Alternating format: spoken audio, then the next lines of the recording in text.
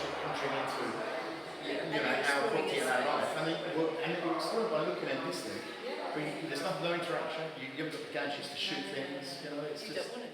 This is different. This relationship, without Eden, I can't function, and without me, she can't function. So there's that exchange, and it is, that might sound. It's like a metaphysical codependency.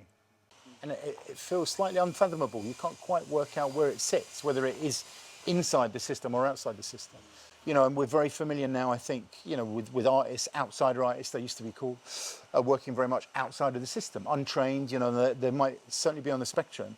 But then in collaboration with Eden, it kind of goes back to this notion of, almost, am I her muse or is she my muse? Am I ventriloquizing Eden or is she ventriloquizing me? What are we doing, Eden? What are we doing here? Drawing.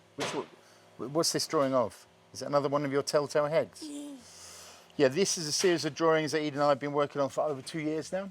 And this one's called Diseased and Disorderly, which was also the name of the VR project that we've been working on. Any particular colour? Yellow? Do you want to go felt tips or should we do the wax crowns? Felt tip? Okay. There's your yellow. There you go, straight onto the nose. Show Mark. That's how she tests out the colours, by drawing on her nose. Get off me. The work is always pretty multifarious, and even if it's a commission to make a moving image work, then I always find that the notebooks, the sketchbooks, the scraps of paper, that all filter into the project. So it's, I guess in a way, it's it's very disparate. And the film tends to be the motor. All these projects orbit around the film. The film is the thing that they grow out of. The word that I use quite often is spillage. So, it spills out of an idea.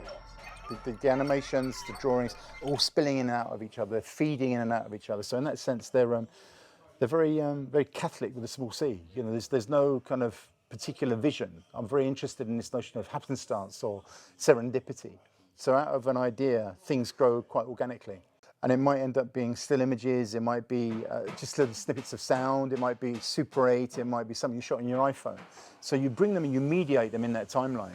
And so you see it, you think, well, that might belong. So you can try making it belong. It's that juxtapositioning of stuff that then informs your next edit or your next kind of potential. I have, of course, nobody else to compare her with, but I do think that she seems very healthy. She seems very contented and happy. And very bright. And I think one of the joys of working with Eden, as well as it stops us both going mad, is that she brings to it a kind of a notion of the outside, something that I would, I guess I'm over sophisticating everything, making it too complicated. Whereas there's a purity and there's a simplicity to Eden's mark making that then becomes very exciting. If you're putting up against something which is a little bit more kind of considered and a little bit more designed. I like dyadic. I don't like didactic. Didactic is kind of what the old school, here we see a disabled woman, she's drawing at a desk in a very, very loud unit. I wonder what she's thinking. That's something that, I guess I grew up on that, and before Eden came into my life, I found that really difficult,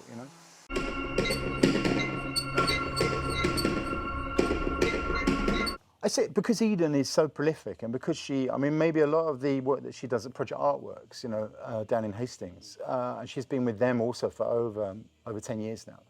So Eden's very familiar with this process of having a studio and making work within a studio context.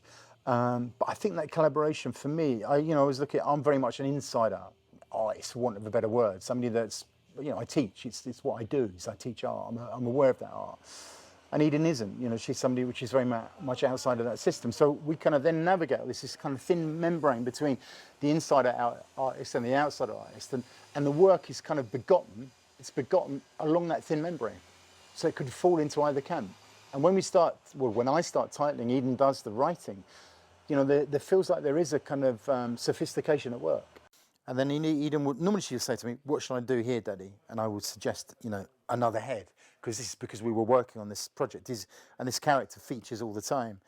So it became like a motif. But these things, like the mouth that's fallen out off the face, the mouth just needs to go like that. And I can put in all kinds of words, excuse me.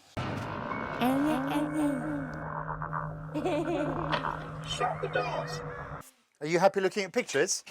Right, okay. All these drawings that Eden was responsible for have kind of grown out of this this collaboration. Oh, please, can you help me? I'm terribly worried. Can you hear that, Eden? And that's a 3D print that you print in 2 halves, glue it together, and then we hand paint them. So and these characters drift around in the film that we were talking about earlier, diseased and disorderly. So we've then extracted them from the film, and now they feature as standalone sculptures. So these, they're on sale up in this New Art Project Gallery in London. So they're drifting around, and they're encouraging you to kind of look at them. And again, they move, they float, and their mouths open, which gives me this potential to put words into their mouths. So if you bring all those elements together, that is kind of like a chance manifestation. So who's responsible for? I mean, it's conceptually it's my design, and to put it on this this steel pole and allow it to kind of move. That's part of my conceit. It's part of my conception. But in effect, it's what's happening in that standalone sculpture is the collaborative kind of manifestation of all of us. It would be patronising for me to speak on her behalf.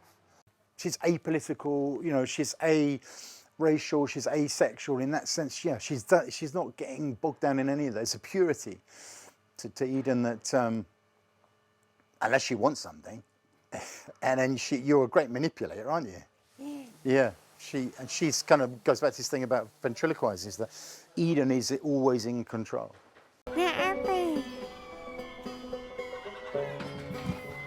Eden narrates the film. She narrates a lot of films, and I subtitle the utterances. And the utterances, the nice thing about the language sometimes is that I can play fast and loose with the sophistication of the language. So she might not necessarily have said exactly what I translate. I now tend to use the left-hand side of the page where I'm just, pondering and getting out stuff from my system. Her hands are all over me. She's almost 33, and she will never stop needing me, sadly. It's reminding you every single day that you are alive and that somebody's dependent. They're pulling on you for energy, for intellect, for their life support system. But the paradox is so am I, because when it's not there, you think, oh, what's going on? It all feels so easy. Dream time, or in a heavenly space outside themselves, and not necessarily connected.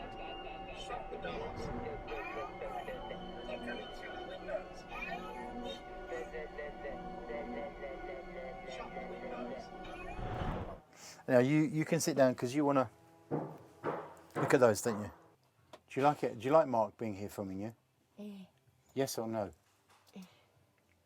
Drawings grew into a series of collages, and then a series of paintings, and then an animated film, and then out of the animated film grew this VR experience. Where they live, we're just living to listen to the traffic going past the windows. And so we went back to the Pyrenees. It's what we've done is use photogrammetry to completely document the house in the Pyrenees, where we've been travelling backwards and forwards for over 34 years, and we built a kind of 3D version of it using this process called photogrammetry.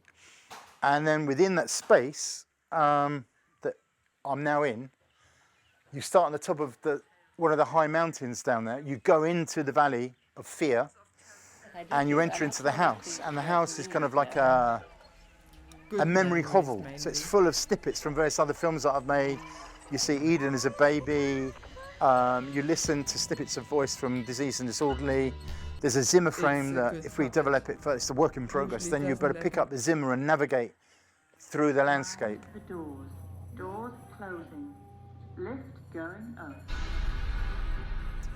Because it's been somewhere to go as a safe haven, hidey hole, bolt hole. This body of work, which is it breathes and lives and inside me and Eden, and it's expressing itself now in this new form. It's part of an ongoing project. The life's work is the project, and the project is the life's work. It's just more spillage, connected to everything else, the whole oeuvre.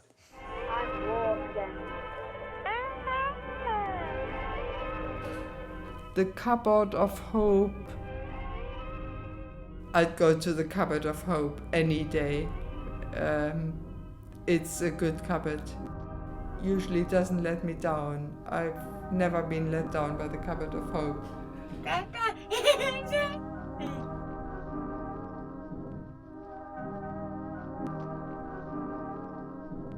The ceiling of sleep. The ceiling of sleep. Put those there. You can decide what colour. I think I would probably go for the yellow for the sun. Okay? These are pages from the books which Glenn has brought to life. And that would be it's a very simple little animations. And this is me. Another caption reads, say something before you go. This was the commission, and out of the commission and from the book grew the collages. The smaller versions fed into the film and the animation, and then the bigger versions through lockdown. We were doing, I mean, Eden was, I guess, doing one of these every Sunday. And all the flicking and the kind of messiness of them, which is what I really like. It's the way Eden's moving paint around sometimes. There's a lot of spillage. She finds it difficult to control it, but they're the bits that I've then exploited. Yeah, she writes it. They're my words, but her text. Our heads. I think it's our heads. Yeah, I can articulate it, and Eden can't. But she, that's the motor. This stuff is coming out of it, spilling out of her, and me through my agency, but goes back to this thing, who's ventriloquizing who? None of this work would be here without her. And of course, none of it would be here without me. They're just a body of work, but to frame them and present them, that's when you realize that they've got this kind of heft. There's a real heft, there's a real kind of sense of purpose, and there's a lot of it. And you can see that. She wandered around the private view, just mingling a lot. I think she was as proud as I was. In terms of what she makes of it, it's unfathomable. I don't know what she makes of it. She's very happy and contented to be working with her dad. That's probably as much as you'll ever get out of her. He's gone. Is there anything you want to say to me? Yeah? Oh, you're busy, are you? You're way too busy to better talk to me. And then these heads that you're looking at will then drift around talking to you. It seems to be like an unfathomable place. I don't know if that's... Shut the windows. They're coming through the doors.